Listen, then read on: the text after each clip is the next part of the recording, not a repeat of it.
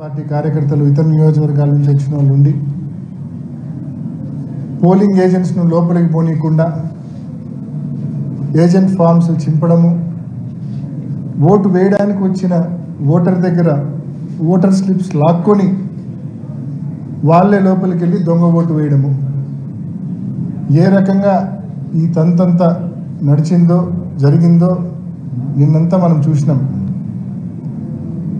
మరి ఈరోజు నిన్న మిడ్నైట్ అంటే అర్లీ అవర్స్లో ఉదయం 2 గంటల పైచిలుకు సమయంలో రీపోలింగ్ పేరుతో ఒక ప్రొసీడింగ్ ఇష్యూ అయింది. ఆ రీపోలింగ్ కేవలం 2 బూతుల్లో మాత్రమే, అచ్చివిల్లి అండ్ కొత్తపల్లి, ఈ 2 బూతుల్లో మాత్రమే రీపోలింగ్ అని చెప్పి మేము ఎన్నికల కమిషన్ను చాలా స్పష్టంగా అడిగాం. 15 బూతుల్లో రీపోలింగ్ జరపాల్సిందే, కేంద్ర బలగాలతో మీరు మళ్ళీ రీపోలింగ్ ఈ బైపోల్ కండక్ట్ చేయాల్సిందే అని చెప్పి ఎన్నికల కమిషన్ అడిగినాం. అండ్ కోర్టును కూడా ఆశ్రయిస్తూ ఉన్నాం. కేవలం కంటి తుడుపు చర్యగా దొంగోట్లు పడినాయి ఆ 2 చోట్ల అని చెప్పి రీపోల్ కండక్ట్ చేయడం అనేది ఎన్నికల కమిషను కోర్టుకు చెప్పడానికి ఒక కారణంగా చూపించేదానికే పెట్టినట్టు మాకు అనిపిస్తూ ఉంది. దీంట్లో ఎటువంటి శాంటిటీ లేదు. ఎందుకంటే ఇట్ ఈస్ క్రిస్టల్ క్లియర్. 15కు 15 బూతుల్లో 15కు 15 బూతుల్లో మొత్తం పడినవన్నీ కూడా దొంగ ఓట్లే. మా ఏజెంట్నే లోపలికి రానిలేదు. మందలు తెలుగుదేశం పార్టీ కార్యకర్తలు, అంత జిల్లా వ్యాప్తంగా ఉన్న కార్యకర్తలందరూ పులివెందుల మండలం మీద పన్నారు. చిన్న మండలం 15 బూతుల మీద పన్నారు.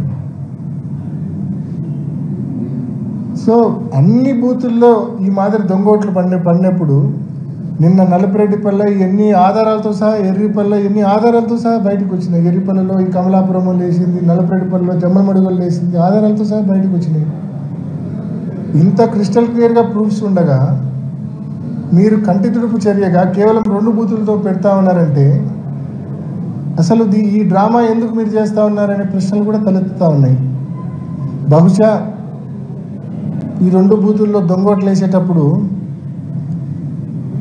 ఆడవాళ్ళ పేరుతో కూడా మగవాళ్ళే దొంగోట్లు వేసేసి ఉంటారు. దాన్ని కవరప్ చేసుకోవడం కోసం ఈరోజు ఈ రీపోలింగ్ అనే డ్రామా ఏమన్నా తీసుకొచ్చారా? లేకుంటే వైఎస్ఆర్సీపీ కోర్టును ఆశ్రయిస్తామని చెప్పింది, కోర్టును ఆశ్రయిస్తే మనం చెప్పుకోవడానికి ఏదో ఒక కారణం ఉండాలి కదా అని చెప్పి ఈ రీపోలింగ్ డ్రామాకు తెరదీశారా? సో ఏది ఏమైనా 15 బూతుల్లో కేంద్ర బలగాలతో రీపోలింగ్ జరపమని చెప్పి ఇప్పటికే మేము ఎన్నికల కమిషన్ అడిగాము, కోర్టును కూడా ఆశ్రయిస్తూ ఉన్నాం. మరి తప్పకుండా మా స్టాండ్ అదే. ఈ మాదిరి రీపోలింగ్ పేరుతో కేవలం 2 బూతుల్లో రీపోలింగ్ పేరుతో డ్రామాలకు మీ ట్రాప్లో మేము పడదలుచుకోలేదు. కాబట్టి ఈ ఎన్నికలు మీరు చెప్తున్న ఈ 2 బూతుల్లో రీపోలింగ్లో మేము పాల్గొనదలుచుకోలేదు. మేము బహిష్కరిస్తూ ఉన్నాం ఈ రీపోలింగ్ను. నిన్న ఏ రకంగా మీరు వైఎస్ఆర్ కాంగ్రెస్ పార్టీ పోలింగ్ ఏజెంట్స్ను బూతుల దగ్గర మీ వాళ్ళతో బలవంతంగా దాడి చేయించి, పోలీసుల సంపూర్ణ సహాయ సహకారాలతో మా వాళ్ళ మీద దాడి చేయించి ఏజెంట్ ఫామ్స్ లాక్కొని వెనక్కి పంపించారో, ఏ రకంగా అయితే ఓటర్ల దగ్గర బలవంతంగా ఓటర్ స్లిప్పులు లాక్కొని లోపలికి వెళ్ళి దొంగోట్లు వేశారో, మొత్తానికి నిన్న మీరు ప్రజాస్వామ్యాన్ని కూనీ చేశారు. మొత్తం 15 బూతుల్లో కూనీ చేశారు. నేను నిన్న మీడియాకి అప్పీల్ చేసిన, మళ్ళా అప్పీల్ చేస్తున్నా, ఇవాళ మీరు ఊర్లలోకి పోయినా సేఫే. నిన్నంటే సేఫ్ కాదు మీరు ఊర్లోకి పోతే. ఎందుకంటే జిల్లా వ్యాప్తంగా బయట నియోజకవర్గాల వాళ్ళు పెద్ద ఎత్తున వేలాది మందిగా ఆ 15 బూతుల పరిధిలో ఉన్నారు. నిన్న మీరు పోతే మీ కెమెరాలు ఎరగొట్టే పరిస్థితి, మీ ఫోన్లు ఎరగొట్టే పరిస్థితి ఉన్నది వాస్తవం.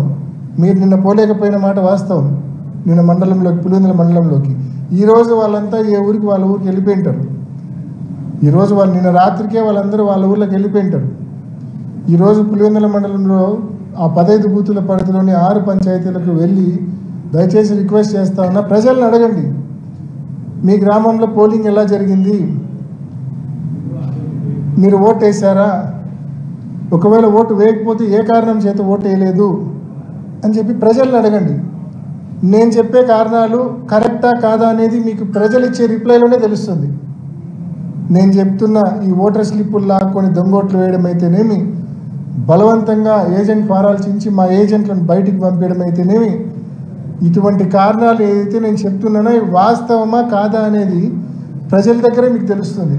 కాబట్టి once again I'm appealing the media, దయచేసి మీరు వెళ్ళి ఊరూరా ప్రజలతో ఇంటర్వ్యూ తీసుకోండి, అడగండి, ఒక చిన్న సర్వే మాదిరి కండక్ట్ చేయండి.